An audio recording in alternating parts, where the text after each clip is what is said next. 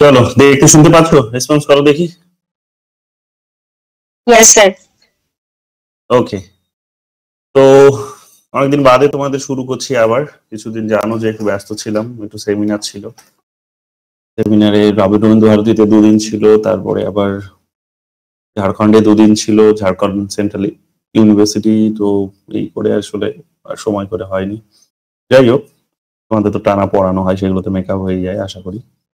আহ 2-1 দিন তোমার নতুন জয়েন করেছে এর মাঝে, ঠিক আছে? আমি তোমাদের ক্লাসটা পড়িয়ে নিয়ে তারপর কন্ট্যাক্ট করে তোমাদের সাথে কথা বলছি। আমি কে জয়েন করেছি আমি ভুলেও গেছি। যাই হোক, আজ আমরা পড়বো তোমাদের যে বলেছিলাম যে 2টো টপিকের মতো আর বাকি আছে এখানে। একটা হচ্ছে কম্পারেটিভ মেথডের টপিক, আর একটা হচ্ছে পার্টি সিস্টেমের একটা টপিক আছে। তো কম্পারেটিভ মেথডের টপিকটা থেকে খুব বেশি কোয়েশ্চেন্স করে না, খুব সামান্যই কিছু কোয়েশ্চেন্স করেছে, যদিও সেই কোয়েশ্চেন গুলোকে আমি এই মুহূর্তে ট্রেস করতে পারলাম না, বিশেষ করে নেটে যেগুলো এসেছে। এমনিতে অন্যান্য রাজ্যে যে সমস্ত কোয়েশ্চেন গুলো এসেছে সেগুলো তোমরা ওই পিওয়াইকিউ তে গেলেই তোমরা পাবে, সেখানে রয়েছে। তবে নেটে যে 2-4টে এসেছিল সেগুলোকেও আমি চেষ্টা করবো যদি ট্রেস করি করতে পারি ক্লাসের শেষে, তাহলে অ্যাড করে দেবো, তোমরা ওগুলো সলভ করে নিও। তো দেখবে কোয়েশ্চেন্স এর সংখ্যাটা খুবই কম, মানে আমি এই কারণেও গুরুত্বটা এটাকে কমই দিয়েছি, যেগুলো আগে আসে, যেগুলো বারবার জিজ্ঞেস করে, যেখান থেকে কোয়েশ্চেন্স কমন পাওয়া যায়, সেগুলো আগে আমরা জেনে নিই। এটা যেহেতু একটুখানি লেস ইম্পর্টেন্ট, এর একটা ইম্পর্টেন্স রয়েছে, তো সেই কারণে আমাদেরকে একটুখানি দেরিতেই দেখতে হচ্ছে। শেষের দিকে, শুরুর দিকেই ছিল, বাট শেষের দিকে আমরা সেটাকে পড়ছি। আর পার্টি সিস্টেম থেকে বেশ ভালো কিছু প্রশ্ন জিজ্ঞেস করে, বারবার জিজ্ঞেস করে কিছু কোয়েশ্চেন্স। তো আমরা অবশ্যই পার্টি সিস্টেমের কোয়েশ্চেন্সটা তো দেখবই, বাট আজকে আমাদের আলোচনার বিষয়বস্তু হচ্ছে comparative method in comparative politics. তো কম্পারেটিভ মেথড নিয়ে যখন আমরা আলোচনা করছি, তখন তোমরা জানো যে এর আগেও তোমাদের যারা মানে ওয়েস্টার্ন পলিটিক্যাল থট পড়ে এসেছো, যারা অ্যারিস্টটল পড়ে এসেছো, তোমরা জানবে যে কম্পারেটিভ মেথডের আলোচনাটা বেসিক্যালি শুরু হয়েছিল, বা এই মেথডটিকে বেসিক্যালি অ্যাপ্লাই করেছিলেন প্রথম যিনি, তিনি হচ্ছেন আমাদের ওয়েস্টার্ন পলিটিক্যাল ফিলসফারদের মধ্যে অ্যারিস্টটল। এনশিয়েন্ট গ্রিসে আমরা দেখেছি যে তিনি এই মেথডটিকে ব্যবহার করেছিলেন। বেসিক্যালি তার যে ক্লাসিফিকেশন অফ কনস্টিটিউশন এবং ক্লাসিফিকেশন অফ গভর্নমেন্ট, সেই যে ক্লাসিফিকেশন অফ গভর্নমেন্ট এবং ক্লাসিফিকেশন অফ কনস্টিটিউশন ছিল, সেখানে আমরা দেখেছি যে তার সংবিধানকে একটা খুব ভালো সংবিধান হিসেবে কনসিডার করা হচ্ছে, বা ক্লাসিফিকেশন অফ গভর্নমেন্টকে একটা ভালো ক্লাসিফিকেশন হিসেবে কনসিডার করা হচ্ছে। তার অন্যতম কারণ হচ্ছে এটাই যে তিনি, আমরা দেখেছি সেই সময় যে একটা কম্পারেটিভ অ্যানালিসিস করে বেসিক্যালি কম্পারেটিভ স্টাডি অ্যানালিসিস বলাটা এখানে খুব একটা অ্যাপ্রোপ্রিয়েট হবে না, কম্পারেটিভ একটা স্টাডি করেছিলেন তিনি সেই সময় বিভিন্ন দেশ, বিশেষ করে 158 কান্ট্রিজ এর মধ্যে আমরা দেখেছি 158টা দেশ। 158টা দেশের মধ্যে তিনি কম্পারেটিভ একটা স্টাডি করেছিলেন, করার দেশ মানে দেশের সংবিধানের উপর। তো দেশের যে বিভিন্ন সংবিধানগুলো ছিল, সেই সংবিধান 158টা দেশের সংবিধানের উপর স্টাডি করে তিনি বেসিক্যালি যেটা করেছিলেন সেটা হচ্ছে যে একটা বেটার ফর্ম অফ কনস্টিটিউশন তিনি তৈরি করার চেষ্টা করেছিলেন, এবং বোঝার চেষ্টা করেছিলেন যে কিভাবে সেটাকে বেটার গভর্নমেন্টে পরিণত করা যায়। আমরা দেখেছি সেখানে 158টা দেশের সংবিধানকে সেখানে তিনি এখানে তুলনা করার মধ্য দিয়ে, তাদের মধ্যে ব্যাখ্যা বিশ্লেষণ করার মধ্য দিয়ে আমরা দেখেছি আলটিমেটলি ফাইনালি তিনি কি করলেন, একটা নিজের সংবিধান ফ্রেম করলেন, যে সংবিধানে বেসিক্যালি তিনি তার ক্লাসিফিকেশন গুলো সম্পর্কে আমরা জেনেই এসেছি। আমি আর এখানে এত ডিটেলসে যাচ্ছি না, যারা জানো না অ্যারিস্টটলের এই সমস্ত বিষয়গুলো, তারা একবার অ্যারিস্টটলের ক্লাসটা আমাদের দেখে নিও, তাহলেও হবে। এছাড়াও তোমরা যে কোনো বইয়েই পাবে, আমার স্টাডি মেটেরিয়াল যারা পেয়েছো তাদের কাছেও আছে, জানো তোমরা, এগুলো দেওয়া হয়েছে।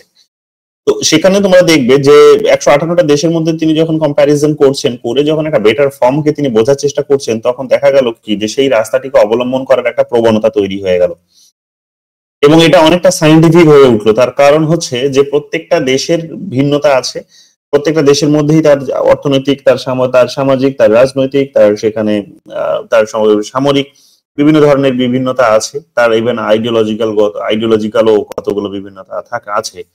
তো প্রত্যেকটা দেশের বিভিন্ন, সেই সময় এগুলোকে সিটি স্টেট বলা হতো, সেই সিটি স্টেট গুলোর মধ্যে যে বিভিন্নতা আছে, সেই বিভিন্নতা গুলোর মধ্যে ওই পরিস্থিতিতে যেটা খুব সুইটেবল সেটাকে তো খুবই ভালো, মানে সেটাই তো জানি আমরা যে এগুলোর সঙ্গে মান্যতা দিয়ে বা কম্প্যাটিবল যেগুলো, সেগুলোকে তো অফকোর্স আমরা ভালো বলতেই হবে।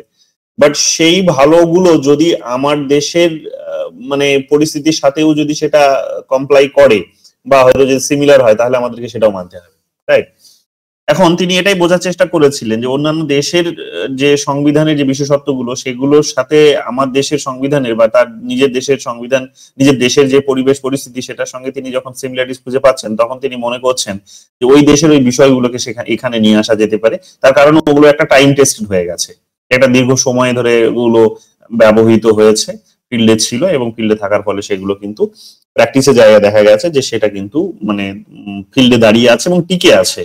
কারণ মানুষ যদি সেটা ভালো না হয় তাহলে তো মানুষের স্বভাবই হচ্ছে যে সে যেটা তার প্রয়োজন নয়, যেটা অপ্রয়োজনীয় সেটার সেটার প্রতি তার কোনো ঝোঁক থাকে না, সেটার প্রতি তার প্রবণতা থাকে না, সে ওটাকে ভুলে যায়, সে সেটাকে ইগনোর করে।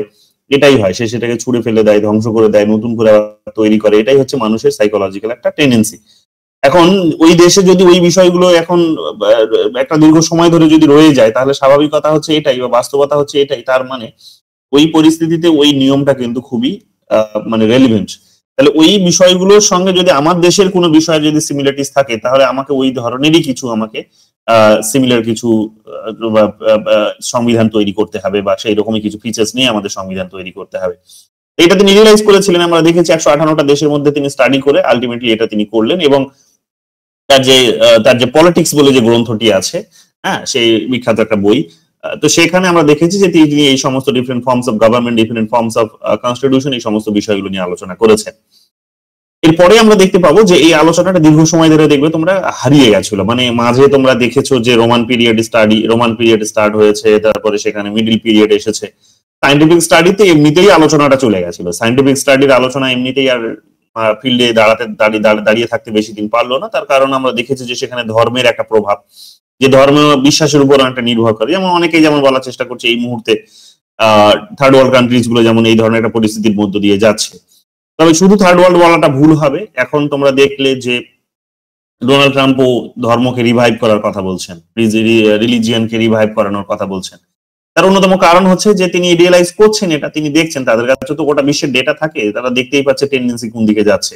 বিশেষ করে গুগলকে জিজ্ঞেস করলেই হয়তো গুগল বলে দেবে যে এখন দেশ কোন দিকে যাচ্ছে, একটা দেশ ওর কাছে পর্যাপ্ত ডেটা আছে। তো এইরকম তো শুধু গুগল বললাম, গুগলের মতো তো আরো অনেক তাদের কোম্পানি আছে, প্রত্যেকের ডেটাগুলোকে অ্যানালাইজ করে একটা এটা একটা থিওরি বিল্ডিং করাটা নট সো ডিফিকাল্ট তাদের জন্য। আমাদের জন্য হতে পারে, কারণ আমাদের এই সমস্ত কোম্পানিজ গুলো নেই যেখানে রাতারাতি হয়তো ডেটা হয়তো কালেকশন করা যেতে পারে এবং ডেটাটাকে অ্যানালাইজ করাটাও হয়তো একটা এটা জাস্ট একটা মাউস ক্লিকের মতো একটা একটা একটা সময় লাগতে পারে।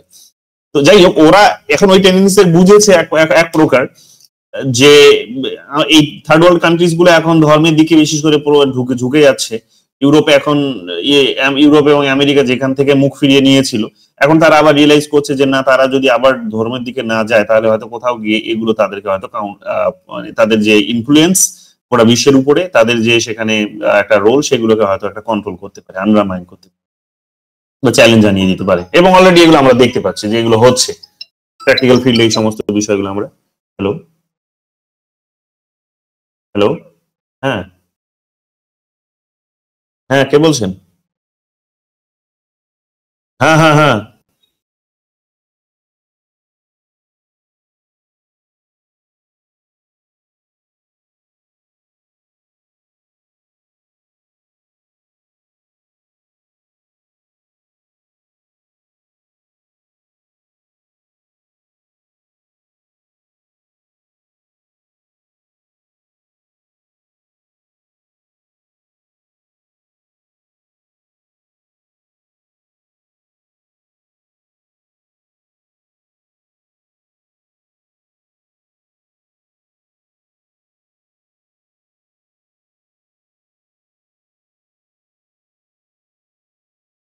এক সেকেন্ড খালি দাঁড়িয়ে যাও, আমি একটা স্যারকে খালি একটা এসএমএস করে দিই।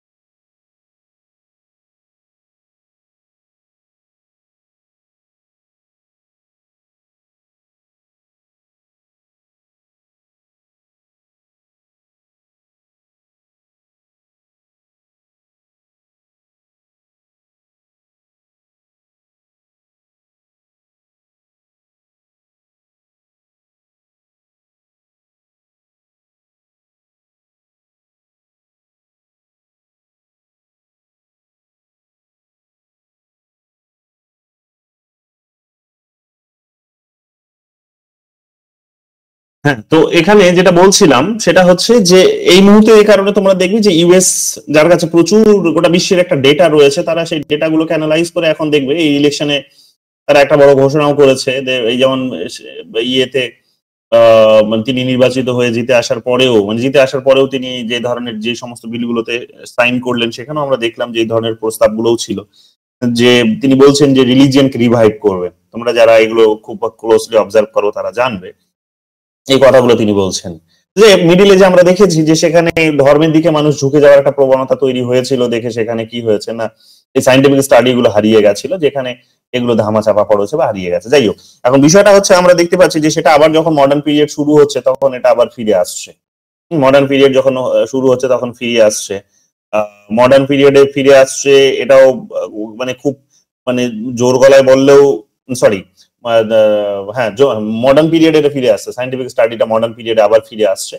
কিন্তু আমরা দেখতে পাবো যে যে সমস্ত স্কলারসদের হাত ধরে এই স্টাডি গুলো মডার্ন পিরিয়ডে এসে, বিশেষ করে 19th সেঞ্চুরির কথা বলা হচ্ছে এখানে, যে খুব প্রসিদ্ধ লাভ করেছে, যে খুব পপুলারিটি গেইন করেছে, তাদের মধ্যে গুরুত্বপূর্ণ নাম হচ্ছে অ্যালেক্সিস দে টকভিল। এই টকভিলের নামটা তোমরা এখানে নিশ্চয়ই দেখতে পাচ্ছ।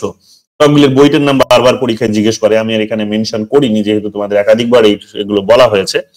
তবে নতুনদের সম্পর্কে বলে দিই, এটা হচ্ছে ডেমোক্রেসি ইন আমেরিকা বলে একটা তিনি বই লিখেছিলেন। যে ডেমোক্রেসি ইন আমেরিকাতে তিনি বেসিক্যালি, তিনি ফ্রান্সের নাগরিক ছিলেন।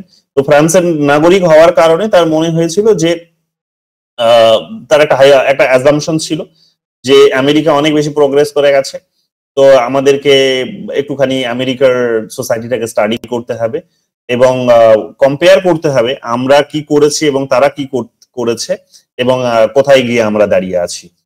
তো ফ্রান্সের সঙ্গে তিনি কি করলেন, এই কারণে আমেরিকা কিভাবে এগিয়ে গেল এটা বোঝার জন্য আমেরিকার সোসাইটির সাথে, আমেরিকার ডেমোক্রেসির সাথে, সমস্ত কিছুর সাথে তিনি, বিশেষ করে ডেমোক্রেটিক সিস্টেম বা ডেমোক্রেটিক আইডিওলজির সাথে তার ফাংশনস গুলোর সঙ্গে তিনি ফ্রান্সের যে ডেমোক্রেটিক সিস্টেম সেটা তিনি একটা কম্পারেটিভ স্টাডি করলেন, করে দেখানোর চেষ্টা করলেন যে হ্যাঁ, কেন কেন কেন ঠিক আমেরিকা এগিয়ে গেছে, আমেরিকার মানে এগিয়ে যাওয়ার কারণগুলো কি, এবং কতগুলো ল্যাকও তিনি সেখানে বের করেছিলেন। বিশেষ করে যেটা জন স্টুয়ার্ট মিল যেটা সেই সময় তুলে ধরেছিলেন, যে আলোচনাটা তার, তিনি আমেরিকার সোসাইটিতে গিয়ে সেটাই খুঁজে পেয়েছিলেন।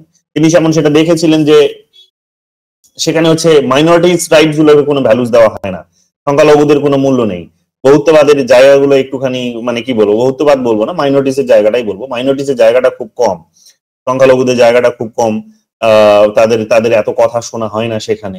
তো কোথাও গিয়ে ডেমোক্রেসিতে তারা প্র্যাকটিস করে ঠিকই, সেটা হয়তো একটা বেনথামের আইডিয়াতে একটা ডেমোক্রেসিকে তারা প্র্যাকটিস করে, কিন্তু ডেমোক্রেসি যতক্ষণ জন স্টুয়ার্ট মিলের জায়গায় পৌঁছচ্ছে ততক্ষণ ডেমোক্রেসি পিওর ফর্মে ডেমোক্রেসি যে সেখানে আমেরিকাতেও এস্টাবলিশড হয়েছে সেটা বলা যাবে না, এই কথাগুলো তিনি বলেছিলেন। যাই হোক, এগুলো তার একটা গভীরে গিয়ে চর্চা, বাট মোটামুটি ভাবে আমরা দেখেছি যে ফ্রান্স কেন পিছিয়ে আছে আর আমেরিকায় কেন এগিয়ে গেল, এটা বোঝার জন্য তিনি ফ্রান্স আর আমেরিকার ডেমোক্রেটিক সিস্টেমের মধ্যে একটা কম্পারেটিভ স্টাডি করেছিলেন, যে কারণে আমরা দেখতে পাচ্ছি যে এই মেথডটিকে তিনি ফলো করেছেন, এবং তখন থেকেও কিন্তু এই মেথডটা, মানে এনার আলোচনা তো প্রসিদ্ধ হয়েছে, সাথে সাথে এই মেথডটিও কিন্তু খুবই প্রসিদ্ধ হয়েছে। এছাড়াও তোমরা কার্ল মার্কসের বিভিন্ন আলোচনা দেখেছো, যে মোড অফ প্রোডাকশনস বিভিন্ন সোসাইটিতে বিভিন্ন রকমের হয়, ক্যাপিটালিস্ট সোসাইটিতে এক রকমের হয়, সোশ্যালিস্ট সোসাইটিতে এক রকমের হয়, তারপরে অ্যারিস্টোক্র্যাট বলছি, ফিউডাল সোসাইটিতে এক রকমের হয়। তো এই সমস্ত বিষয়গুলোও তিনি সেখানে আলোচনা করেছেন, যে আগের সমাজের থেকে সমাজ ব্যবস্থার সঙ্গে পরের যে সমাজ ব্যবস্থা তার মধ্যে কি কি পরিবর্তন এসেছে, চেঞ্জ এসেছে, এবং দুটোর মধ্যে তুলনা করে এটা বোঝার চেষ্টা করা যে ক্ষমতা কার হাতে আছে এবং কারা এখানে ডিপ্রাইভড হচ্ছে, কারা এক্সপ্লয়েটেড হচ্ছে, কারা সেখানে সমস্ত সুযোগ সুবিধাগুলো ভোগ করছে। এই সমস্ত বিষয়গুলোকে তিনি বোঝার চেষ্টা করেছিলেন, এবং আমরা দেখেছি যে যেমন তিনি আলোচনাটা শুরুই করেছিলেন একেবারে তার, আমরা বলতে পারি যে প্রিমিটিভ সোসাইটি থেকে, হ্যাঁ, কমিউনিস্ট প্রিমিটিভ সোসাইটি থেকে তিনি আলোচনাটা শুরু করলেন। তারপরে সেখানে স্লেভ সোসাইটির কথা তিনি বললেন, তারপরে তিনি সেখানে ফিউডাল সোসাইটির কথা বলছেন, তারপরে ক্যাপিটালিস্ট সোসাইটির কথা বলছেন, তারপরে সোশ্যালিস্ট সোসাইটির কথা বলছেন, তারপরে এসে তিনি আবার ফিরে এসে কমিউনিস্ট সোসাইটির কথা বলছেন বা কমিউনিজমের কথা বলছেন। তো এইরকম ভাবে আমরা দেখেছি যে কতগুলো সোসাইটির যে প্রোগ্রেস, সেই প্রোগ্রেসের কতগুলো স্টেজকে তিনি দেখিয়েছেন, এবং একটা স্টেজের সাথে আরেকটা স্টেজের সেখানে তিনি কম্পারেটিভ অ্যানালিসিস করেছেন, এবং সেই অ্যানালিসিসের মধ্যে দিয়ে দেখিয়েছেন বেসিক্যালি যে সমাজ কিভাবে প্রোগ্রেস করেছে এবং ক্ষমতা কার হাতে আছে এবং কারা সেই ক্ষমতা থেকে বঞ্চিত হয়েছে।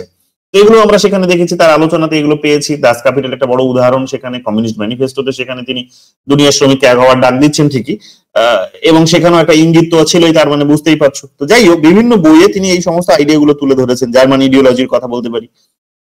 তো এই সমস্ত বিষয়গুলো তোমরা জানো, যে যেগুলো তোমাদের কার্ল মার্কস পড়াতে গিয়েও বলা হয়েছিল। তো যাই হোক, এই সমস্ত আলোচনাগুলো আমরা কিন্তু কম্পারেটিভ এর জায়গা থেকে পাই, এবং এই কারণে কম্পারেটিভ মেথডটা কিন্তু খুবই প্রসিদ্ধ হয়েছে। তো এটাও আমাদেরকে কিন্তু মাথায় রাখতে হবে। তারপরে এখানে দেখো কি বলছে, তারপরে এখানে বলছে যে এমিলি ডুরখাইমের কথা। ডুরখাইম তোমরা জানো যে তিনি সোসিওলজি অফ ওয়ার্ক বলে তিনি অনেক বেশ কতগুলো কাজ করেছেন, যেখানে লেবার ডিভিশন নিয়ে কথা বলেছেন তিনি। সোসাইটির একটা যে ইম্পর্টেন্স আছে সেটাকে তিনি তুলে ধরার চেষ্টা করেছেন, যেগুলো ডুরখাইম নিয়ে যারা চর্চা করেছে তারা জানবে। ডুরখাইমের আলোচনাগুলো বেসিক্যালি ওই জায়গাতে যে সোসাইটির একটা রেলিভেন্স আছে, সোসাইটিকে ছেড়ে মানুষ বিশেষ কিছু করতে পারে না, এবং এক একটা সোসাইটির সঙ্গে আর একটা সোসাইটির যে বিশেষ পার্থক্য আছে, এবং এক একটা সোসাইটির যেমন যেমন পরিবেশ, অর্থনৈতিক ব্যবস্থা, তার ভৌগোলিক অবস্থা, সেই অনুসারে তার হয়তো সেখানে সামাজিক যে বিভিন্ন নিয়ম কানুন সেগুলো তৈরি হবে। তো সেই সমস্ত বিষয়গুলোকেও সোসাইটির যে সমস্ত ডিফারেন্স গুলো, সোসাইটি টু সোসাইটির যে ভ্যারিয়েশন গুলো, সেগুলোকে বোঝার জন্য তিনি দেখবে তোমরা এই সমস্ত বিষয়গুলোকেও তিনি ব্যবহার করেছেন। এবং এখানেই তিনি দেখো এখানে বলেই দিয়েছেন যে Durkheim use the comparative method to study social fact, সামাজিক যে সমস্ত ঘটনাগুলোকে এগুলোকে অধ্যয়ন করেছেন। তিনি রিলিজিয়ান, তিনি সুসাইড রেটস, এই সমস্ত বিষয়গুলোকে তিনি কিন্তু স্টাডি করেছেন। এই সমস্ত বিষয়গুলো আমরা ভালো করে দেখবো। নট অনলি দ্যাট, এরপরেও তোমরা দেখবে ম্যাক্স ওয়েবারের কথাও তোমাদের পড়িয়েছি। ম্যাক্স ওয়েবার তোমরা পড়েছো সেখানে। ম্যাক্স ওয়েবার তোমরা জানো যে সেখানে কার্ল মার্কসকে সমালোচনা তিনি করেছেন। কার্ল মার্কসকে তিনি সমালোচনা করেছেন। কেন সমালোচনা করেছেন? কারণ কার্ল মার্কস ক্যাপিটালিজমকে খারাপ একটা বিষয় হিসেবে দেখেছিলেন, যে ক্যাপিটালিস্ট সিস্টেমের মধ্যে সিস্টেমটিকে হচ্ছে কন্ট্রোল করে বেসিক্যালি বিউরোক্র্যাটরা। বিউরোক্র্যাটরা বেসিক্যালি ক্যাপিটালিস্ট সিস্টেমটিকে কন্ট্রোল করে। কন্ট্রোল মানে হচ্ছে যে এক প্রকার তারা মানে এক প্রকার সহকারী হিসেবে, ক্যাপিটালিজমের মানে ম্যানেজার হিসেবে তারা কাজ করে। ক্যাপিটালিজমের কাইন্ড অফ তারা ম্যানেজার হিসেবে কাজ করে, যে ক্যাপিটালিজমকে ম্যানেজ করার দায়িত্বটা হচ্ছে তাদের, যে তাদের ক্যাপিটালিজমের গ্রোথ করানোর দায়িত্বটা হচ্ছে বেসিক্যালি এই বিউরোক্র্যাটদের। তো সেই কারণে তোমরা জানো যে কার্ল মার্কস বিউরোক্র্যাটকে মাথার উকুন বলেছিলেন, যে এদের কিন্তু এদের বিশেষ কোনো কাজ নেই, এদের সামাজিক উন্নয়নের বিশেষ কোনো কাজ নেই। এরা যা কিছু করে সেটা হচ্ছে যে ক্যাপিটালিস্টদের আরো বেশি করে ক্যাপিটালিস্ট বানায়, এটাই হচ্ছে তাদের বেসিক কাজ। তো এই বিষয়গুলো আমরা সেখানে কিন্তু দেখেছি। যখন তিনি বললেন যে যখন তার সামাজিক সোশ্যালিস্ট সিস্টেম যখন তৈরি হবে।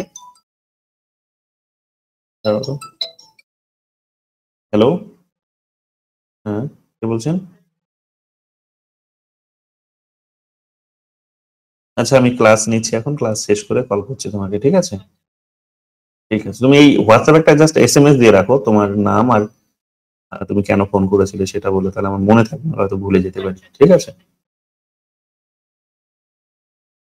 তো এখানে আমরা কি দেখতে পাবো? আমরা দেখতে পাবো যে তিনি বলেছিলেন যে সোশ্যালিস্ট সোসাইটি যখন গড়ে উঠবে, এবং এক্সট্রিম পর্যায়ে যখন সোশ্যালিজমের আমরা এক্সট্রিম পর্যায়ে দেখবো, যেটাকে তিনি কমিউনিজম বলছেন।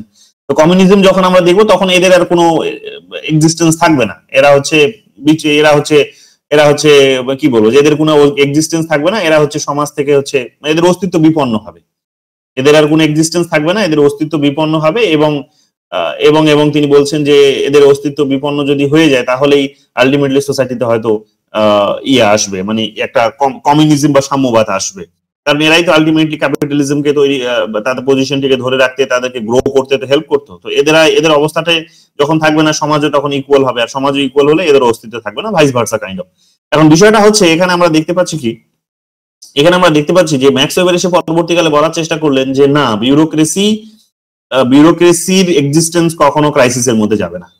বিউরোক্রেসির এক্সিস্টেন্স কখনো ক্রাইসিসের পর্যায়ে পৌঁছবে না। তার অন্যতম কারণ হচ্ছে যে সমাজ যত বেশি প্রোগ্রেস করবে, তত বেশি কিন্তু এই বিউরোক্রেসির একটা বড় নিড আছে, বিউরোক্রেসির একটা প্রয়োজনীয়তা আছে, এবং এটাকে মান্যতা দিতেই হবে।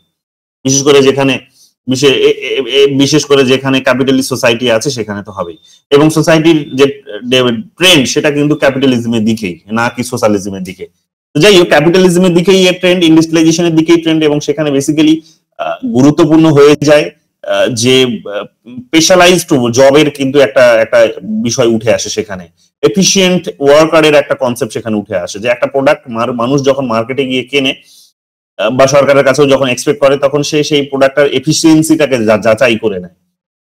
যে একজন স্টুডেন্টকে, মানে একজন গার্জিয়ান তার সন্তানকে সরকারি স্কুলে ভর্তি করবে না বেসরকারিতে ভর্তি করবে, সেটা সে ভাবে 10 বার, যে তার পকেটের কথা তো অবশ্যই চিন্তা করে, কিন্তু তার পকেটে যদি একটুখানি টাকা পয়সা থাকে তাহলে সে চিন্তা করে কি যে প্রাইভেট স্কুলে দেওয়ার, কারণ প্রাইভেট স্কুলের এখানে এডুকেশনটা খুব ভালো।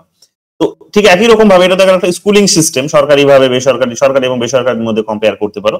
মার্কেটেও তোমরা যখন আরো অন্যান্য প্রোডাক্ট কিনতে যাও তখন কিন্তু তোমরা বাছ বিচার করো না, মানে খুব অল্প সংখ্যক মানুষ বাদ দিয়ে, যে তোমরা অ্যাপেলের ফোন কিনবে নাকি তোমরা হচ্ছে ওই অ্যাপেলের ফোন যত টাকাতে কিনবে ওই টাকাতে হয়তো তুমি তোমার বাড়ির জন্য আরো 3জন মেম্বারের হয়তো তুমি মোবাইল ফোন কিনতে পারবে, কিন্তু সেই ফোনগুলো হয়তো সেখানে অ্যাপেল হবে না, সেই ফোনগুলো হয়তো চাইনিজ কোনো প্রোডাক্ট হবে, চাইনিজ কোনো কোম্পানি হবে, বা হয়তো সেখানে আরো কোনো কোম্পানি হতে পারে, কিন্তু ফিচার্স একই থাকবে।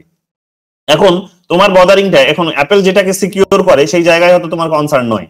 অ্যাপেল সিকিউর করে তোমার ডেটা, তোমার প্রাইভেসি, ওরা যেটাকে বিক্রি করে। আদৌ তো আমি কোনোদিন এটা বিশ্বাস করি না, আমি মনেও করি না, কারণ তারা বিজনেসম্যান এবং তারাও একাধিকবার তারা জেলে, তারা সুপ্রিম কোর্টের মুখোমুখি হয়েছে এবং স্বীকার করেছে যে তারা এগুলোকে, এই সমস্ত বিষয়গুলোকে মানে খুব চরম রকম ভাবে ভায়োলেট করেছে, তাদের নিজেদের পলিসিকে নিজেরা ভায়োলেট করেছে, কনজিউমারকে তারা ঠকিয়েছে, কারণ এটা তাদের বিজনেস। তারা জানি আমরা বিজনেস মানেই সেখানে একটা মিথ্যে বিষয় থাকে, একেবারে পরিষ্কার। তো এরা করেছে এগুলো, কিন্তু আমাদের যাদের কনসার্ন ওটা নয় যে ডেটা বা আমার প্রাইভেসি, জাস্ট আমরা বুঝি যে আমার কাছ থেকে আর কি বা ডেটা পাবে, তো নিক না, আমার কি খাচ্ছি, কি পড়ছি, কোথায় যাচ্ছি, কোথায় কেন যাচ্ছি, এগুলো যদি গুগল জানতে পারে বা যদি বড় বড় কোম্পানি জানতে পারে, তাহলে আমার যদি কোনো ক্ষতি না হয় বা আমার কিছু যায় যদি না আসে, তাহলে আমি কেনই বা এত টাকা খরচা করে, যে টাকায় আমি একটা 3টে ফোন পাবো সেই টাকায় আমি কেন অ্যাপেল ফোন কিনতে যাব? এবং মানুষ কিন্তু এটাই করে, কারণ তার পার্সোনাল ইনফরমেশন তার নিজের কাছে যদি খুব ভ্যালুয়েবল না হয় তাহলে সে সেটার কোনো মূল্য যে দেবে না সেটাই স্বাভাবিক। কাজেই সেটাকে মাথায় রেখে সে যখন মার্কেটে যায় তখন সে গিয়ে কি করে, সে অ্যাপেলকে বাদ রেখে তখন কিন্তু সস্তার ফোন 3টে কিনে নিয়ে চলে আসলো, হয়তো যেটা একটা অ্যাপেল ফোন হতো সেই টাকাতে হয়তো 3টে অন্য ফোন কিনে নিয়ে আসলো, পরিবারের প্রত্যেকের সেই চাহিদাটা হয়তো সেখানে পূরণ হলো। এখন বিষয়টা হচ্ছে এখানে এটাই বুঝতে পারো তোমরা, যে যখন এই রকম ভাবে মানুষ যখন তার নিজের এফিসিয়েন্সির বা তার নিজের একটা ম্যাক্সিমাইজিং একটা যখন ডিসিশন সে যখন নেবে, বা বলতে পারো স্যাটিসফ্যাক্টরি ডিসিশন যখন সে যখন নেবে, যেটা আমি তোমাদের পড়িয়েছি এগুলো হার্বার্ট সাইমনের কনসেপ্টে, তো তখন তোমরা দেখবে যে মানুষ কিন্তু গুরুত্ব দেয় তার কিন্তু এফিসিয়েন্সিটাকে, তার নিডটাকে, এবং সেই নিডের সঙ্গে সব থেকে বেশি যেটা যায় সেটা হচ্ছে কি, যে প্রোডাক্টের এফিসিয়েন্সি। এখন বিউরোক্রেসিতে কিন্তু এটা খুব গুরুত্বপূর্ণ, মানে এই ক্যাপিটালিস্ট সিস্টেমে বা প্রেজেন্ট সোসাইটিতে বলতে পারো যে এটা খুবই একটা গুরুত্বপূর্ণ বিষয়, যে মার্কেটে গেলে মানুষ যদি এটাই যাচাই করে তাহলে এই কাজটা তোমাকে একটা ভালো মানুষকে দিয়ে করাতে হবে, এবং সেই ভালো মানুষগুলোর একটা ভালো ট্রেনিং এর ব্যবস্থা করতে হবে। তাদের অবশ্যই জ্ঞান বেশি থাকবে অন্যদের থেকে, নলেজ বেশি হবে, আইকিউ লেভেল অনেক বেশি হবে, এবং তার সাথে সাথে তাদের প্রপার ট্রেনিংও হবে, নিয়মিত ট্রেনিং হবে, এবং যে ট্রেনিং গুলো তাদেরকে দেওয়া হবে সেই ট্রেনিং গুলো তারা টাইম টু টাইম নিজের মধ্যে কিন্তু কমপ্লাইও করতে পারবে বা অ্যাকোমোডেট করতে পারবে। এই ধরনের কতগুলো কোয়ালিটি সম্পূর্ণ মানুষকে তাহলে জায়গা দিতে হবে। প্রাইভেট কোম্পানি গুলোতে এগুলোই হয়, কারণ তোমরা দেখবে সরকারিতে এত বেশি হয় না, কিন্তু প্রাইভেট কোম্পানিতে রাতারাতি নিয়ম কানুন চেঞ্জ হয়, করে দেখবে বিউরোক্রেসিকে এরকম বদল করা হয়, প্রাইভেট বিউরোক্রেসিকে। তো এখানে আমরা দেখতে পাবো কি, এখানে আমরা পরিষ্কার ভাবে যে জিনিসটা দেখতে পাচ্ছি সেটা হচ্ছে যে বর্তমান সমাজ বলছে যে যেখানে বিউরোক্রেসিটা খুবই মানে তার এক্সিস্টেন্স কখনো ক্রাইসিসের মধ্যে পড়বে না, তার কারণ মানুষের চাহিদা হচ্ছে সে এফিশিয়েন্ট প্রোডাক্ট চায়। তো এফিশিয়েন্ট প্রোডাক্ট চাইতে গিয়ে সে কি করছে, এক প্রকার বিউরোক্রেসিকে এইরকম দক্ষ মানুষকে দিয়ে কাজ করানোর প্রয়োজনীয়তা দেখা যাচ্ছে, এবং দক্ষ মানুষকে দিয়ে কাজ না করালে দক্ষ প্রোডাক্ট তৈরি হবে না, কোনো কোয়ালিটেটিভ প্রোডাক্ট তৈরি হবে না। এই ধরনের যদি কোনো পরিস্থিতি তৈরি হয় তাহলে এখানে স্বাভাবিক কথাটা কি, স্বাভাবিক কথাটা হচ্ছে যে বিউরোক্রেসির অস্তিত্ব কখনো বিপন্ন হবে না, বা বিউরোক্রেসির অস্তিত্ব কখনো নষ্ট হবে না, এটা থাকবে, যত টাইম যাবে তত বাড়বে।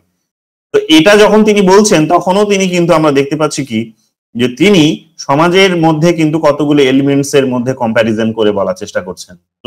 সোশ্যালিস্ট সোসাইটি এবং এক প্রকার তোমরা দেখবে যে সেখানে ক্যাপিটালিস্ট সোসাইটির মধ্যেও তার আলোচনা কিন্তু সেখানে কিন্তু নিহিত হয়েছে, এবং ওভারঅল তার আলোচনাতে আমরা দেখতে পাচ্ছি যে তিনি বিউরোক্রেসিকে যখন যাচাই করছেন তখন আগের অবস্থার বিউরোক্রেসির পরের অবস্থার বিউরোক্রেসির মধ্যে পার্থক্য করার চেষ্টা করছেন। কার্ল মার্কস যখন করেছে তখন অনেকটা পেছনে সেই টাইম পিরিয়ডটা, তিনি এসে যখন করছেন তখন অনেকটা updated time period. Karl Marx যখন করেছে তার যে রিসার্চের এরিয়া সেগুলো ভিন্ন, আর ইনি যেখানে করছেন সেটার মধ্যে একটা ভিন্নতা আছে, তো এবং টাইমটারও একটা ডিফারেন্স আছে। তো সব মিলিয়ে মিশে দেখা যাবে যে তিনি এখানে বলার চেষ্টা করলেন সেটা হচ্ছে যে বিউরোক্রেসির অস্তিত্ব বিপন্ন কখনো হবে না, বরং বিউরোক্রেসিকে আরো বেশি করে সমৃদ্ধশালী করা উচিত, এবং কতগুলো ফিচার্স তিনি সেখানে আইডেন্টিফাই করেছিল, যেগুলো একাধিকবার পরীক্ষায় তোমাদের জানতে চেয়েছে, তোমরা এগুলো জানো। তো এটা তো আমাদের আলোচনার বিষয় নয়, আমি তারপরেও তোমাদের এগুলো বলে দিলাম, বাট মোটামুটি ভাবে বুঝে নাও যে এখানেও একটা কিন্তু ম্যাক্স ওয়েবারের আলোচনাতেও কিন্তু বিউরোক্রেসির একটা আলোচনা সেখানে কিন্তু ছিল, সরি কম্পারেটিভ মেথডকে তিনি সেখানে কিন্তু ইউজ করেছিলেন। এছাড়াও আমরা দেখেছি, এছাড়াও এখানে মেনশন নেই, এছাড়াও আমরা দেখেছি যখন পাবলিক অ্যাডমিনিস্ট্রেশনে আমরা পড়লাম ফ্রেডরিক্স এর কনসেপ্ট যখন পড়েছি তখন আমরা দেখেছি আগ্রারিয়ার সাথে ইন্ডাস্ট্রির তিনি একটা যখন মানে তিনি যখন কোন একটা পার্টিকুলার টাইম পিরিয়ডকে কোন একটা সোসাইটিকে যখন আগ্রারিয়া বলছেন কোন একটা এবং বিপরীত দিকে আর একটা ভিন্ন ধরনের কোন একটা সোসাইটিকে বা টাইম পিরিয়ডের সোসাইটিকে যখন তিনি ইন্ডাস্ট্রিয়া বলছেন তখন তিনি তাদের মধ্যে কম্প্যারিজন করছেন, কম্প্যারিজন করেই কিন্তু এই কথাগুলো বলছেন। তো আমাদেরকে বুঝতে হবে এই জিনিসগুলো যে তারা এরকম ভাবে কতগুলো ইনস্টিটিউশন, তাদের এলিমেন্টস, তাদের কতগুলো অ্যাক্টরস, এগুলোর মধ্যে কম্পারেটিভ একটা স্টাডি করেন। করার মধ্যে দিয়ে আমরা কি দেখতে পাই যে তারা কিন্তু মানে একটা বেটার একটা ফর্ম তৈরি করার চেষ্টা করে। যাই হোক, এই সমস্ত বিষয়গুলো তোমরা এখানে পাবে। এছাড়াও তোমরা গ্যাব্রিয়েল অ্যালমন্ডের নাম তোমরা পড়ে আসলে, দুদিন আগেই তোমাদের গ্যাব্রিয়েল অ্যালমন্ডের থিওরি, সেখানে স্ট্রাকচারাল ফাংশনাল অ্যাপ্রোচ সেখানে পড়ালাম, সেখানেও তোমরা এই জিনিসগুলো পেয়েছো। আর.এন. লিসপ্যাটের নামটা তোমাদের আমি আগে দু একবার বোধহয় বলেছি, ঠিক আছে, কম্পারেটিভ পলিটিক্স এই আলোচনায় এসেছে, ইউআইকিউতে দু একবার এসেছে, দেখে নিও, এনার আলোচনাও এটার সঙ্গে জড়িত আছে এবং থেডা স্কোপোলের নামটাও সেখানে কিন্তু জড়িত আছে। তো এরা প্রত্যেকেই কিন্তু এই কম্পারেটিভ স্টাডির সাথে জড়িত। যদি কখনো কোনো প্রশ্ন জিজ্ঞেস করে যে কম্পারেটিভ স্টাডির সাথে জড়িত বা কম্পারেটিভ স্টাডি করেছেন তাদের নিজেদের রিসার্চে, কম্পারেটিভ মেথডকে অ্যাপ্লাই করেছেন তাদের নিজেদের রিসার্চে, এই কয়েকজন এরকম থিঙ্কার্স এর নাম মেনশন করো, বা যদি অপশনে থাকে তাহলে অবশ্যই এই নামগুলো তোমরা চুজ করবে। কেন এরা কেন?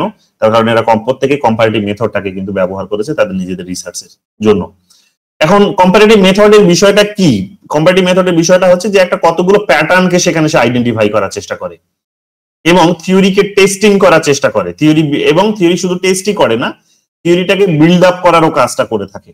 এবং এই থিওরি টেস্টিং এবং থিওরি বিল্ডিং এর কাজ করতে গিয়ে বেসিক্যালি আমরা দেখতে পাই কি যে এখানে ইনস্টিটিউশনস এর মধ্যে যে ভ্যারিয়েশনস গুলো আছে ডিফারেন্ট কনটেক্সটে, সেগুলোকে তারা অ্যানালাইজ করার কাজটা করে। এইগুলো আমরা পরিষ্কারভাবে সেখানে কিন্তু দেখতে পাবো।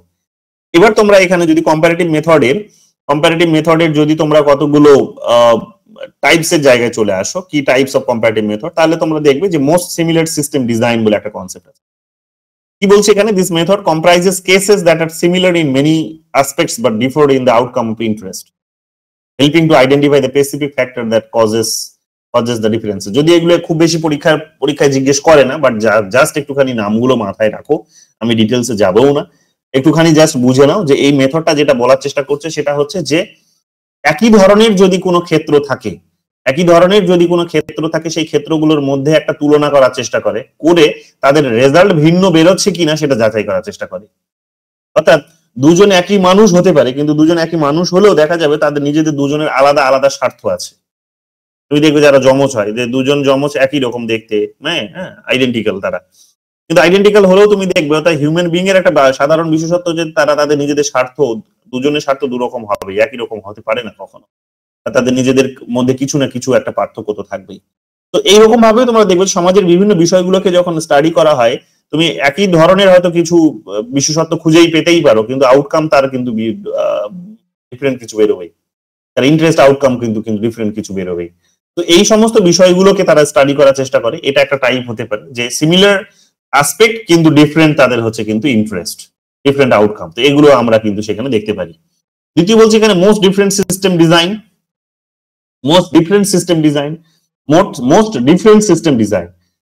কি বলছে দেখো, this method examine cases that are different in most aspect.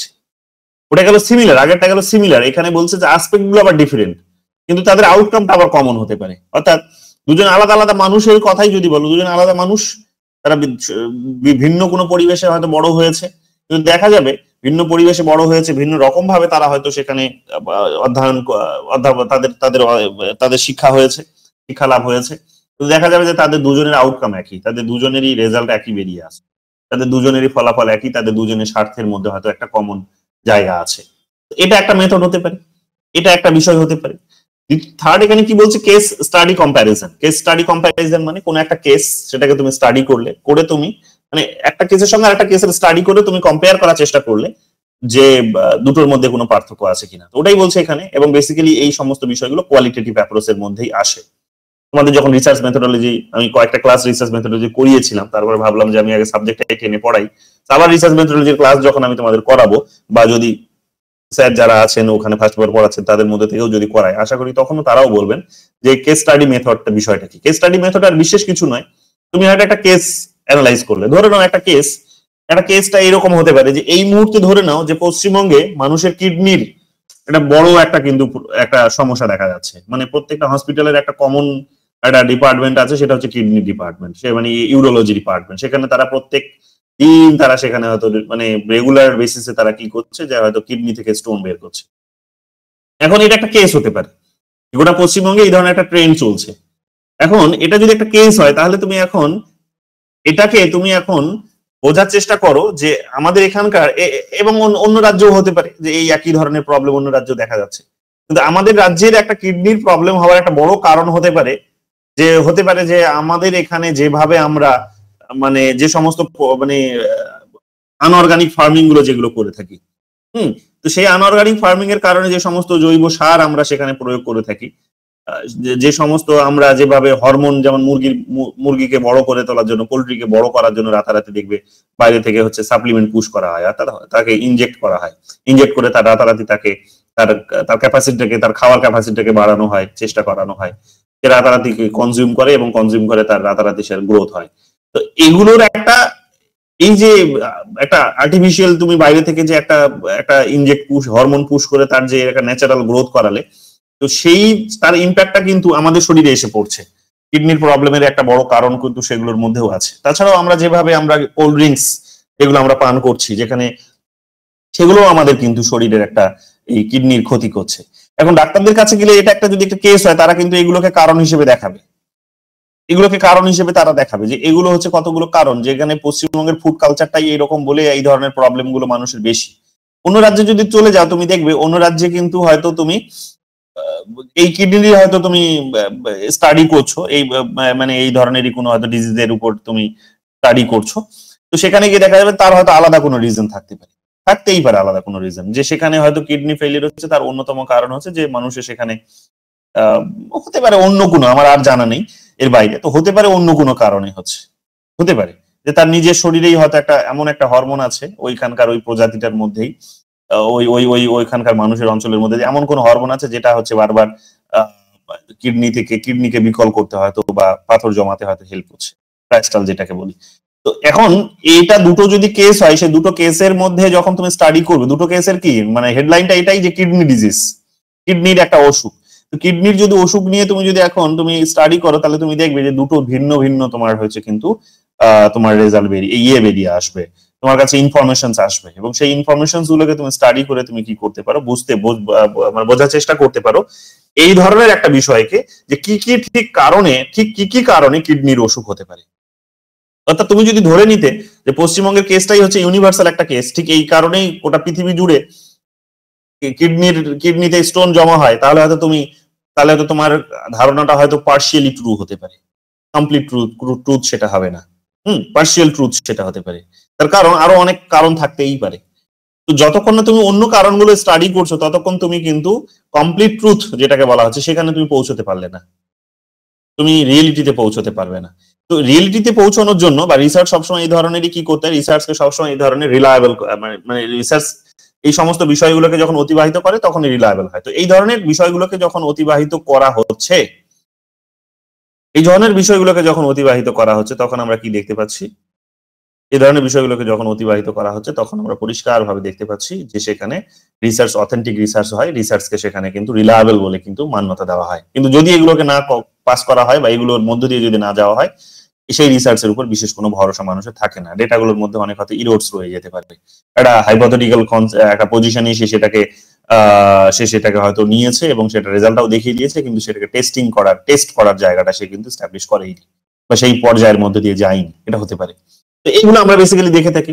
Statistical কম্প্যারিজনও করতে পারো। বেসিক্যালি স্ট্যাটিস্টিক্যাল কম্প্যারিজন তখন করা হয় যখন তুমি বাল্ক নাম্বার অফ ডেটা তোমার কাছে চলে এসেছে, বাল্ক নাম্বার অফ ভ্যারিয়েবলস তোমার কাছে যখন চলে এসেছে, একাধিক ভ্যারিয়েবলস, তখন তুমি তো আর এটাকে কেস স্টাডির মধ্যে নিয়ে আসতে পারো না। কেস স্টাডি বেসিক্যালি তখন অ্যাপ্লাই করা হয় যখন সংখ্যায় অল্প ভ্যারিয়েবলস তোমার কাছে আছে, সংখ্যায় অল্প, কিন্তু যখন ভ্যারিয়েবলস এর সংখ্যাটা অনেক বেশি হয়ে যাবে তখন তুমি আর কেস স্টাডি করতে পারবে না। এই পার্থক্যগুলো বুঝতে হবে। তোমরা এগুলো রিসার্চ পেপার লিখছো, রিসার্চ প্রপোজাল লিখছো, পিএইচডি করবে বলে অনেকে, সেখানে এই সমস্ত বিষয়গুলোর তোমাদের মধ্যে একটা ইরোডস রয়ে যায়, এগুলো তোমরা বোঝো না বলে এগুলো ভুলভাল দিয়ে দাও অনেক সময়, কিন্তু এগুলো বুঝতে হবে। কেস স্টাডি বেসিক্যালি যখন ভেরিয়েবলস এর সংখ্যাটা খুব কম তখন অ্যাপ্লাই করা হয়, যে দুটো কেস স্টাডি করছো তুমি, মানে দুটো আলাদা আলাদা বিষয় বা দুটো সিমিলারও হতে পারে, তাদের মধ্যে তুমি কম্পারিজন করছো, তখন তুমি সেখানে কেস স্টাডি অ্যাপ্লাই করতে পারো। কিন্তু যখন তোমার কাছে প্রচুর ভেরিয়েবলস আছে, সেগুলোর মধ্যে তুমি একটা তুলনা টানতে চাইছো, তখন তুমি সেখানে আর কেস স্টাডি করলে হবে না, তখন তোমাকে একটা স্ট্যাটিস্টিক্যাল কম্প্যারিজন টানতে হবে, কারণ সংখ্যাটা তোমার কাছে অনেক বড়। তো এইরকম ভাবে আমাদেরকে আমরা এটাও দেখি যে স্ট্যাটিস্টিক্যাল কতগুলো কম্প্যারিজন করার মধ্য দিয়েও একটা কিন্তু কম্প্যারিজন হয়, যেটাও কিন্তু এই মেথডকেই সেখানে কিন্তু নির্দেশ করছে। এর কম্পারেটিভ মেথডের কতগুলো অ্যাডভান্টেজ আছে, বলো কি বলছো?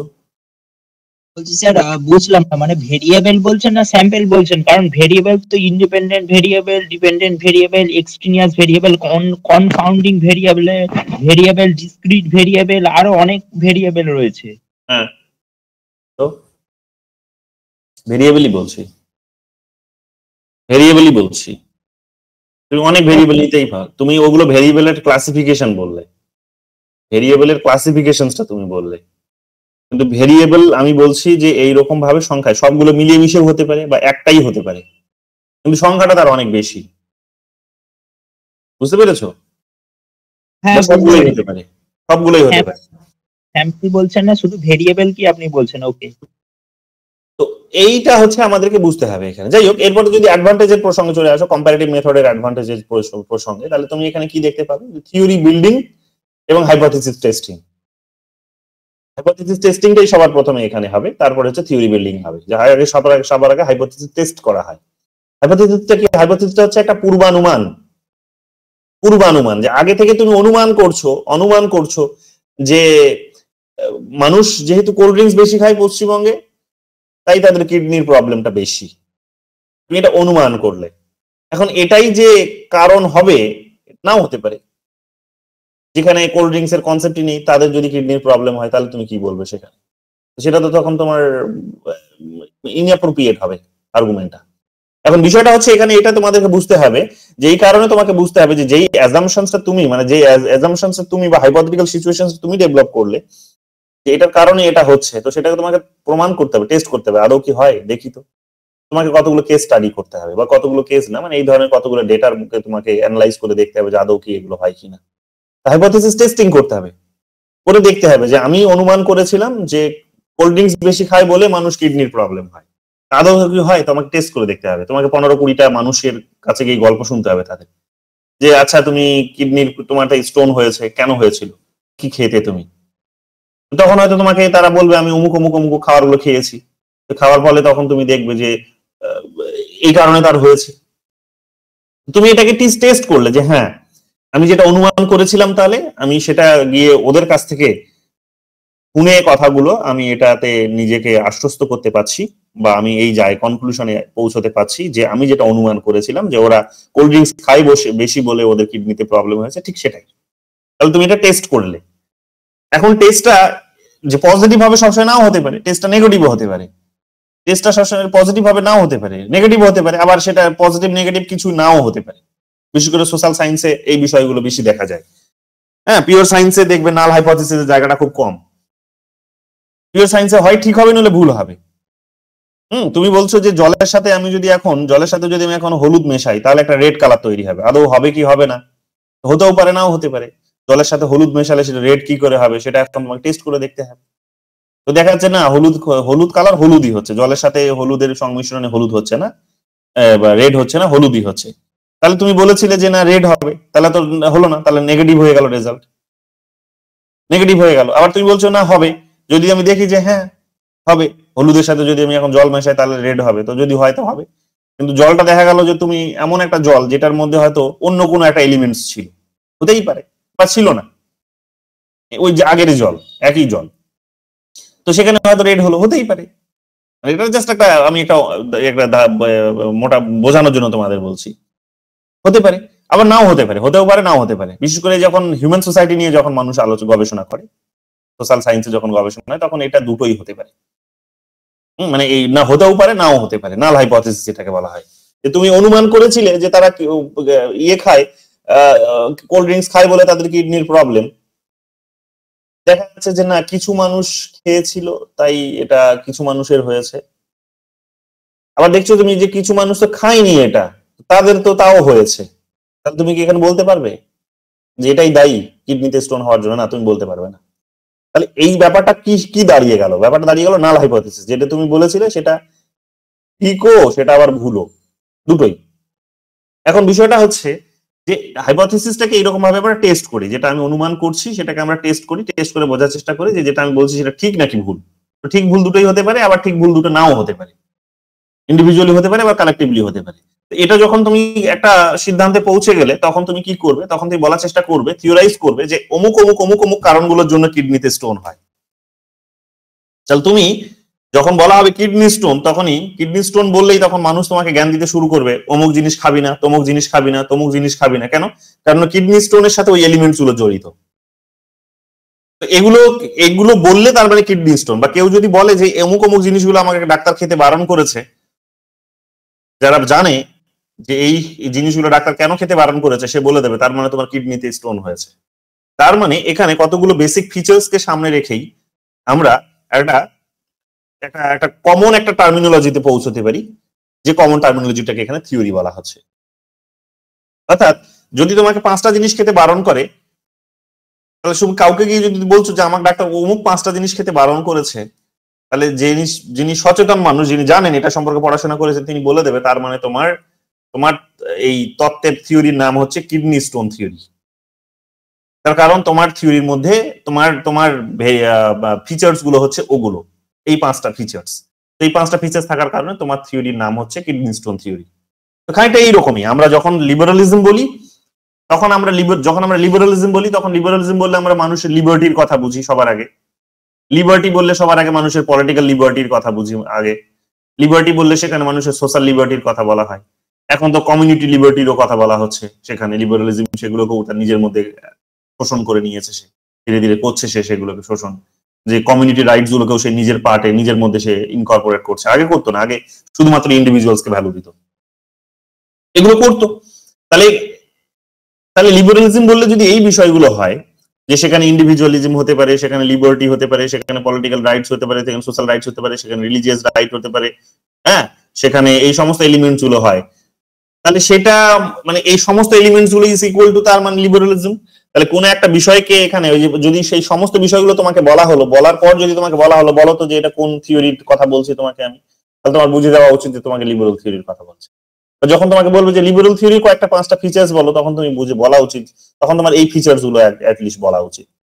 তো এই ফিচার্স গুলোর মধ্যে অর্থাৎ কোন একটা বিষয়ের কমন বিষয়গুলোকে নিয়েই সেখানে কিন্তু একটা কমন নাম গড়ে ওঠে, যেটাকে আমরা থিওরি বলার চেষ্টা করি। বেসিক্যালি কম্পারেটিভ অ্যানালিসিস কি করে, কম্পারেটিভ মেথড বেসিক্যালি এরকম ভাবে দুটো বা অনেকগুলো বিষয়ের মধ্যে যখন দুটো বিষয় বা একাধিক বিষয়ের মধ্যে যখন কম্পারেটিভ বা তুলনামূলক যখন আলোচনা করে, সেই আলোচনা করার পর তাদের মধ্যে যে কমন বিষয়গুলো আছে সেগুলোকে নিয়ে সে কি করার চেষ্টা করে, সেগুলোকে নিয়ে সে এখানে থিওরি বিল্ড আপ করার চেষ্টা করে। তো এই থিওরি বিল্ডিং এর ক্ষেত্রে কিন্তু আমরা দেখতে পাবো কম্পারেটিভ মেথড কিন্তু ভীষণ রকম ভাবে কাজে আসে, এগুলো আমরা জানি। এরপরে তোমরা দেখো provides insight into causal relationship. হ্যাঁ, কজাল রিলেশনশিপ মানে কার্যকারণ সম্পর্কটাকে ডিনোটস করছে। এক্ষুনি বললাম কার্যকারণ সম্পর্কের কথা, যে তুমি এখানে কোল্ড ড্রিঙ্কস পান করো বলে তোমার কিডনিতে স্টোন হচ্ছে। তাহলে কিডনিতে স্টোন হওয়ার কারণ কি? কারণ তুমি কোল্ড ড্রিঙ্কস পান করেছো। কোল্ড ড্রিঙ্কস পান করেছো তাহলে তোমার কি হতে পারে না, তোমার কিডনিতে স্টোন হতে পারে। তো একটা আন্তর সম্পর্ক সেখানে তাদের আছে, নির্ভরশীলতার সম্পর্ক, যে এটা এরা একে অপরের উপর নির্ভরশীল। তুমি তো এই ধরনের বিষয়গুলোকেও সেখানে কিন্তু ডিনোটস করে। যখন তুমি কম্পেয়ার করলে তখন একটা আন্তর সম্পর্ক সেখানে কজাল রিলেশনশিপ বলতে পারো, তো সেই কজাল রিলেশনশিপ সেখানে কিন্তু জড়িত থাকে। তো এটা তোমাকে বুঝতে হেল্প করে, এই প্রসেসের মধ্যে দিয়ে যেতে হেল্প করে, এবং এটা অনেকটা ইজি প্রসেস রিসার্চ করা। 3 নম্বর কি বলছে দেখো, enhance understanding of institutional and social structure.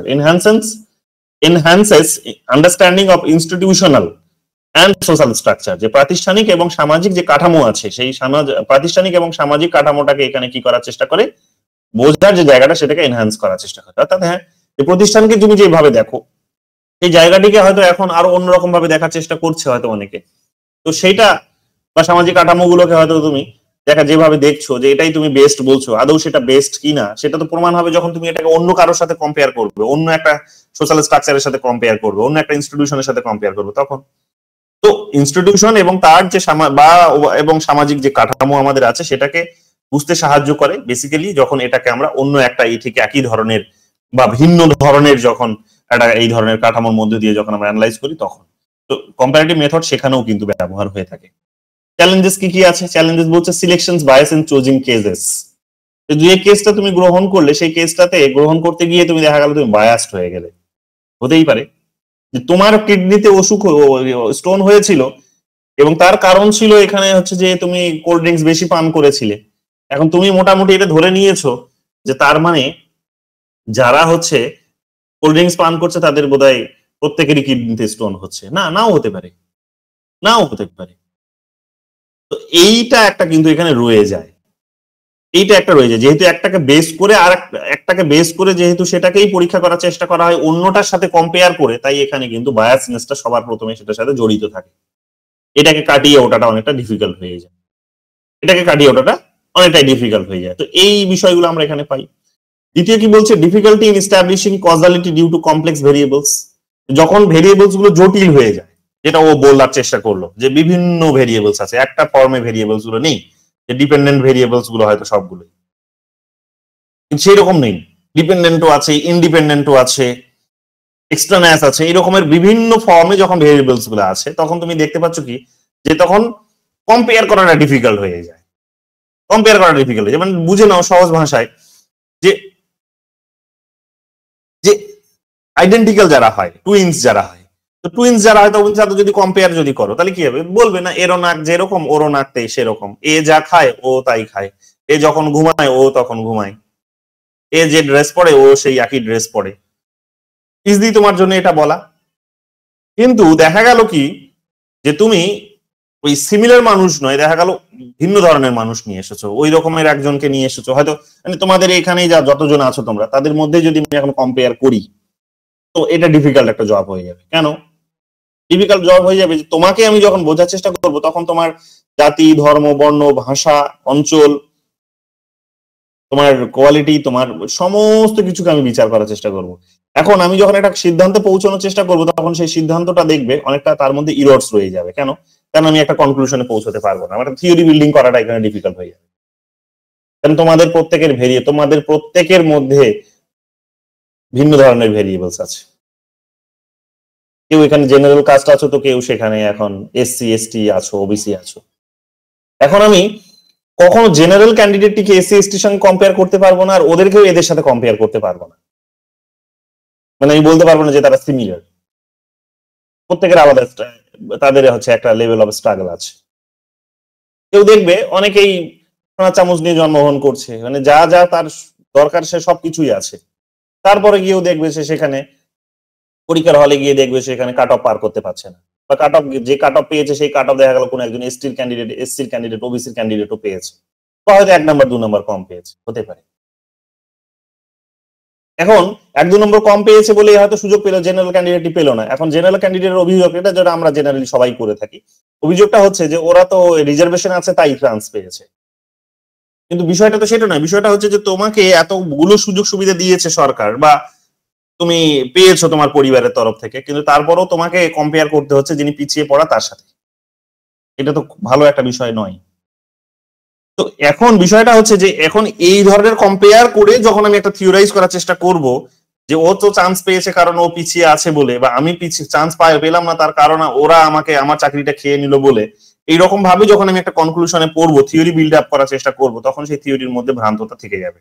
কেন? তার কারণ তুমি যে দৃষ্টিতে সেটাকে মাপছো ওই দৃষ্টিতে তো মাপা যায় না, কারণ ভেরিয়েবলস গুলো ডিফারেন্ট আছে, জাতি, ধর্ম, বর্ণ, ভাষা, অঞ্চল, সমস্ত দিক থেকে অনেক ভ্যারিয়েবলস আছে। তো একটা সিদ্ধান্তে পৌঁছানোটা এখানে কিন্তু ডিফিকাল্ট হয়ে যাবে। তো এই একটা কমপ্লেক্সিটি এখানে দেখতে পাওয়া যায় কম্পারেটিভ মেথডে। যখন ভেরিয়েবলস এর সংখ্যাটা অনেক ধরনের বেশি হয় বেসিক্যালি, তখন তো আমরা দেখবে যে কজাল রিলেশনশিপটাকেও নির্ধারণ করাটাও কিন্তু ডিফিকাল্ট হয়ে যায়। এগুলো তোমরা সেখানে দেখতে পাবে। লাস্ট এখানে যেটা আছে সেটা হচ্ছে limited generalizability when analyzing a small number of cases। যখন ছোট কোনো কেস তুমি স্টাডি করছো তখন তুমি সেটাকে সীমাবদ্ধভাবে সাধারণীকরণ করার চেষ্টা করছো। যখন তুমি অল্প কিছু কেস স্টাডি করছো তখন সীমাবদ্ধভাবে তুমি সাধারণীকরণ করার চেষ্টা করছো। বেসিক্যালি যেহেতু কম্পারেটিভ মেথডের ভালো ফর্মটাই যেহেতু হচ্ছে, সব থেকে ভালো ফর্মটাই যদি বলছে যে অল্প কিছু কেস নাও, তাহলে অ্যাপ্রোপ্রিয়েট ডেটা বেরিয়ে আসবে, কনক্লুশনটা তোমার ভালো হবে।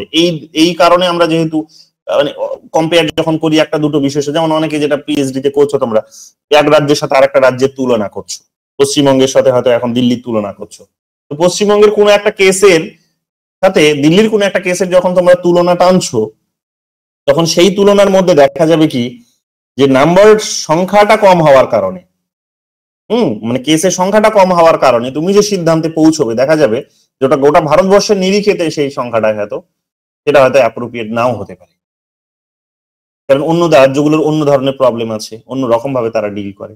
কিন্তু তুমি যেভাবে জেনারেলাইজ করে একটা থিওরি বিল্ড আপ করার চেষ্টা করলে, যে এই দুটো রাজ্যের মধ্যে আমি কম্পেয়ার করে বোঝার চেষ্টা করলাম যে তার মানে এটা একটা ট্রেন্ড, সো এটা একটা থিওরি।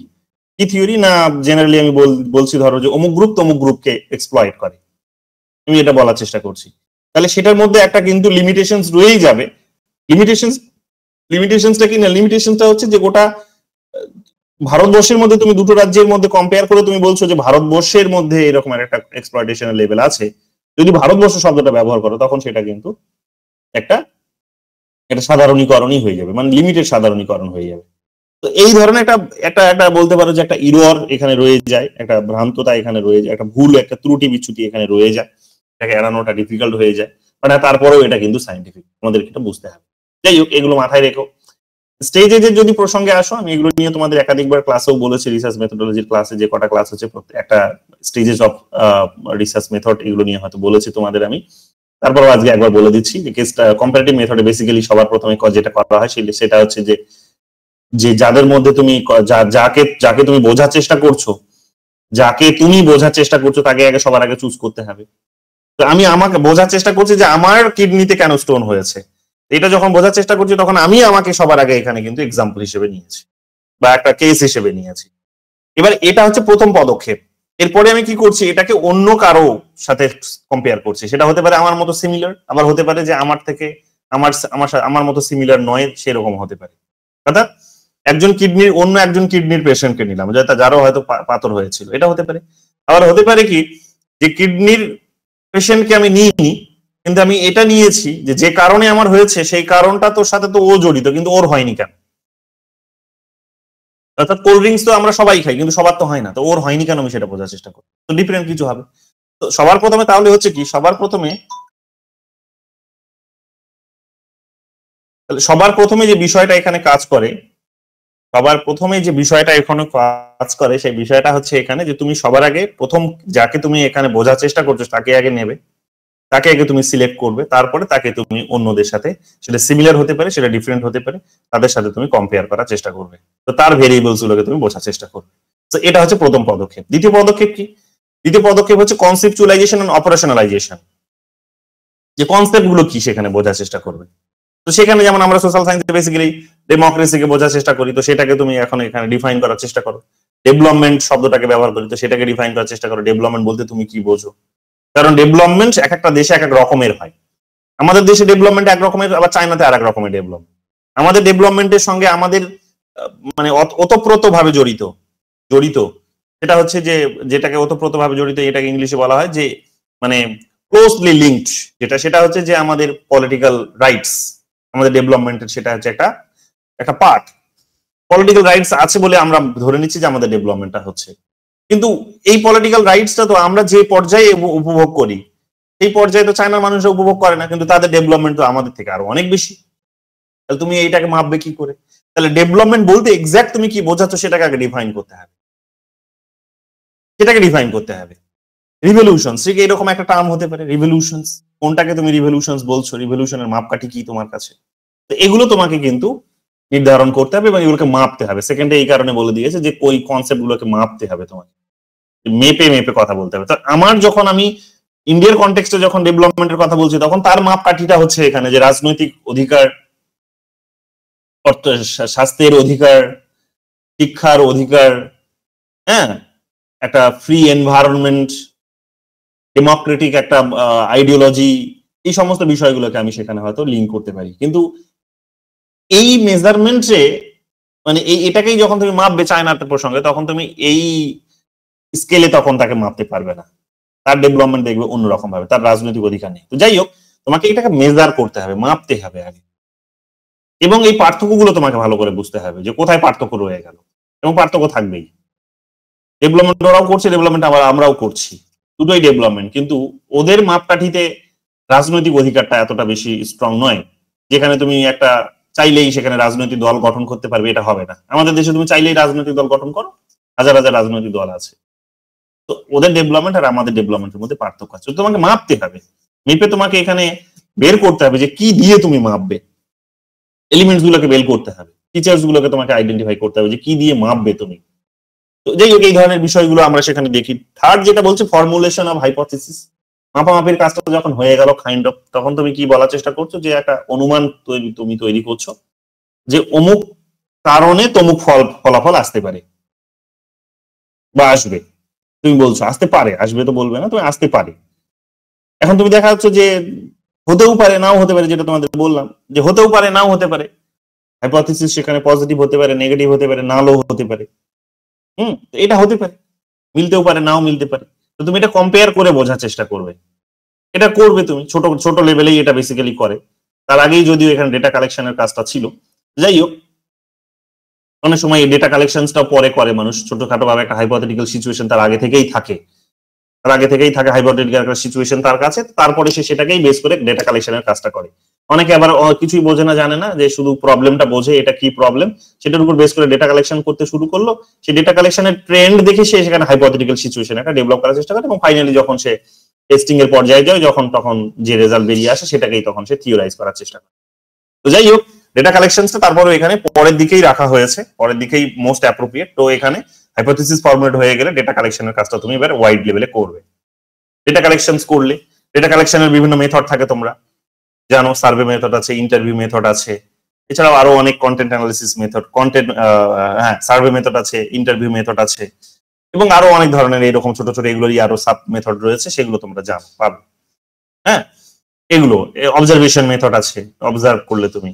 যাই হোক, এগুলো আমরা তো এখানে কিন্তু পেতে পারি। পার্টিসিপেটরিও মেথড আছে সেখানে। তো সেগুলো করে তুমি ডেটাটাকে কালেক্ট করলে, করে সেই ডেটাটাকে তুমি এবার কি করলে, ডেটাটাকে তুমি কালেক্ট করে এবার তুমি ডেটাগুলোকে অ্যানালাইজ করার চেষ্টা করবে। যে ডেটাগুলো তুমি পেলে সেই ডেটাগুলোর মধ্যে একটা কম্প্যারিজন করবে, যে অমুক ডেটা আর তমুক ডেটার মধ্যে সিমিলারিটিস কি কি আছে আর ডিসিমিলারিটিস কি কি আছে, সেগুলোকে তুমি খুঁজে বের করার চেষ্টা করবে। করে যা রেজাল্ট বেরিয়ে আসবে, মানে করে তুমি এগুলোকে বেসিক্যালি টেস্ট করার চেষ্টা করবে যে হ্যাঁ এগুলো ঠিক, এগুলো সিমিলারিটিস আছে, তো এই কারণে সফল হয়েছে, বিফল হয়েছে। টেস্ট করলে, করার পর আলটিমেটলি যে রেজাল্ট বেরিয়ে আসবে সেটার ভিত্তিতে তুমি থিওরাইজ করার চেষ্টা করবে, তুমি একটা থিওরির নাম দেওয়ার চেষ্টা করবে। অর্থাৎ টেস্টিং এর পরেই তোমার থিওরাইজেশনটা তুমি করবে। টেস্টিং এ যখন যে রেজাল্ট বেরিয়ে আসবে সেটার উপর নির্ভর করেই তোমার থিওরির একটা প্রপার নাম সেখানে তুমি দেওয়ার চেষ্টা করবে। So this is the very basic thing of comparative method, যেটা আমরা রোজ কি করছি, বিভিন্ন রিসার্চ করতে গিয়ে ব্যবহার করছি, ইভেন আমাদের ডেইলি লাইফেও আমরা কিন্তু ব্যবহার করছি। একটা মানুষের সঙ্গে আরেকটা মানুষকে যখন জাজ করি, তখন আমরা কোথাও গিয়ে কোনো একটা কিছুকে বেস ধরে নিই। আমাদেরই কথা আমরা বলি যে ও খুব খারাপ বা ও খুব ভালো, এই কথাটা যখন বলি আমরা, তখন আমাদের একটা একটা একটা বলতে পারো যে একটা আনকনসিয়াস মাইন্ডে আমরা কিন্তু এক প্রকার একটা আমাদের এই ধরনের একটা বেস তৈরি করে রেখেছি, যে সেটার ভিত্তিতে আমরা মাপছি যে খারাপ কেন, তার কারণ হচ্ছে সে পড়াশোনা করে না। তাহলে পড়াশোনাটা যে করতে হবে সেটা তোমার মাথায় অলরেডি ইনবিল্ট আছে, পড়াশোনা যারা করে তার মানে তারা ভালো, তাহলে এইটা আগে থেকে তোমার মাথায় বিল্ড আপ হয়ে আছে। তো এই যে বিষয়গুলো, এগুলোকে আমাদেরকে ভালো করে বুঝতে হবে। কম্পারেটিভ মেথড নিয়ে যখন আমরা কথা বলছি, তখনই এই বিষয়গুলোই খুব গুরুত্বপূর্ণ, এবং এগুলোই দেখবে, এই সাধারণ জিনিসগুলোই পরীক্ষায় বিশেষ করে কিন্তু দেখবে জানতে চেয়েছে। তবে যেগুলো জানতে চেয়েছে দেখলাম 15টার মতো কোয়েশ্চেন্স আছে, কিছুক্ষণ বাদে আমি তোমাদের বাকি কোয়েশ্চেন্স গুলো লিঙ্ক করে দেবো, অ্যাড করে দেবো, এগুলো একবার দেখে নিও, দেখো তাহলেই হবে। ঠিক আছে, এবার কারো যদি কোনো কোয়েশ্চেন্স থাকে জিজ্ঞেস করতে পারো।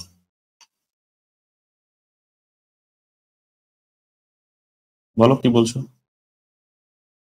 আপনি ক্লাসের পরে ফ্রি থাকবেন?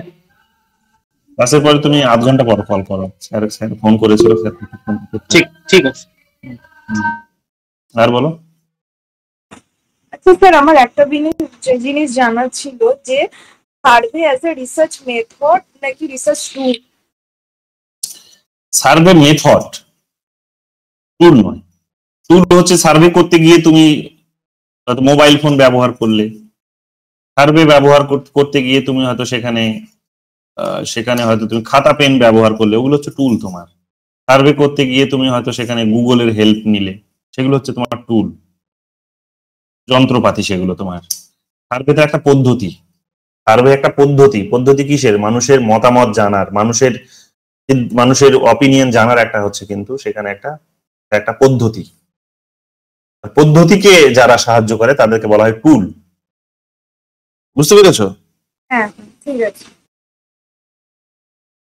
এটা একটা রিসেন্টলি একজন আমাদের টিচারও, উনি আবার ইউনিভার্সিটির টিচার, আবার উনি ইয়েও পিএইচডি স্কলার, যাদবপুরে কিছুদিন আগে পিএইচডি সাবমিট করলেন।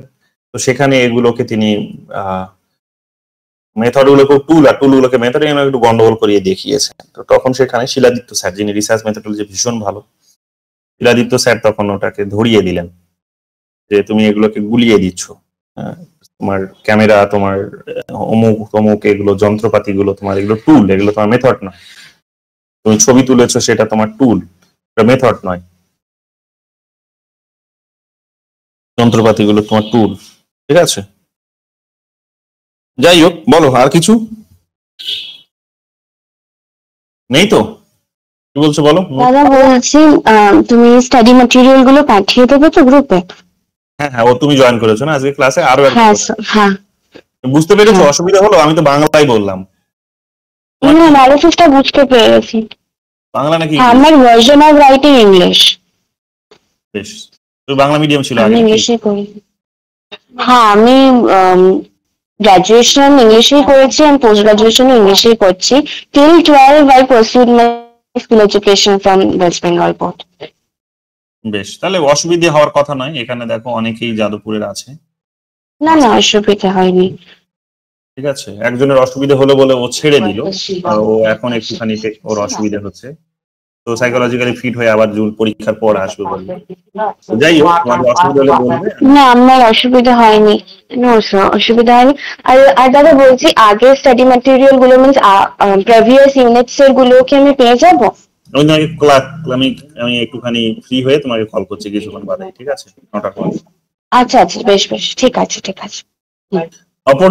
অপর্ণা বোধহয় নতুন জয়েন করেছো না? ক্লাস করেছো আগে তুমি? আমার আজকেই প্রথম। অপর্ণা বাড়িক, নতুন দেখছি তোমাকেও।